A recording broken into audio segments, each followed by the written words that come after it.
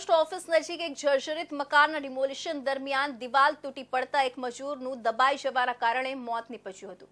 ઘટનાની જાણ બાદ પોલીસ દોડતી થઈ ગઈ હતી। મૃતક રમણ ડિડોર મૂળ રાજસ્થાનનો વતની અને 1 મહિનાથી મજૂરી કામ કરી રહ્યો હોવાનું સામે આવ્યું હતું। સુરત નાનપુરા પોસ્ટ ઓફિસ નજીક એક જર્જરિત મકાનના ડિમોલિશન દરમિયાન દિવાલ તૂટી પડતા એક મજૂરનું દબાઈ જવાને કારણે મોત નીપજ્યું હતું।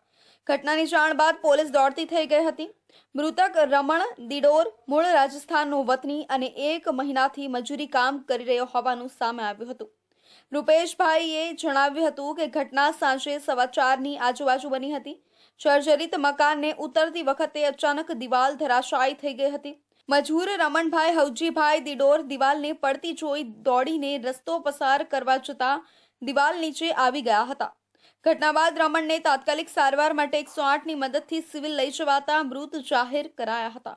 સાંજે 4 વાગ્યાની કોઈ ઘટના ઘટી છે મકાઈપુર વિસ્તારમાં, જે 4 માળની એપાર્ટમેન્ટનું કોઈ ડિમોલેશનનું કામ કરતા હતા લોકો આમાં મજૂર ભાઈને, જે મજૂર તરીકે 4 ભાઈઓ કામ કરતા હતા તે જગ્યા પર, અને વગર સેફટી એ ભાઈઓને કામ કરાવતા હતા, કોન્ટ્રાક્ટર ભાઈઓ। જ્યારે સાંજે 7 વાગે અમારા ગ્રુપ થકી અમને માહિતી મળી, અહીંયા પીએમ રૂમ પાસે સિવિલ પાસે અમે આવી ગયા હતા।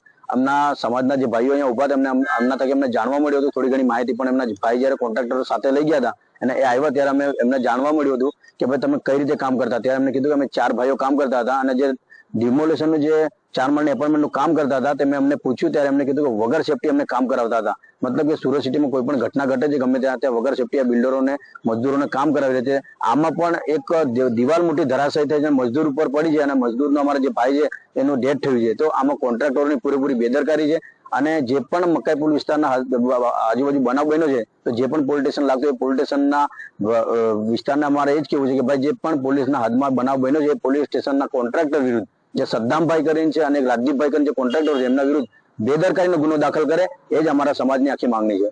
વધુમાં જણાવ્યું હતું કે રમણ 1 મહિનાથી જ કામ કરી રહ્યો હતો। જર્જરિત મકાન ડિમોલેશનમાં આવતા તોડવાનું કામ મળ્યું હતું। ઘટના સમયે રમણ બાજુ પર જ ઊભો હતો, જો કે દિવાલને પડતા જોઈએ સાઈડ પર થવાના વિચાર સાથે રસ્તો ક્રોસ કરવા જતા એના પર દિવાલ પડી ગઈ હતી।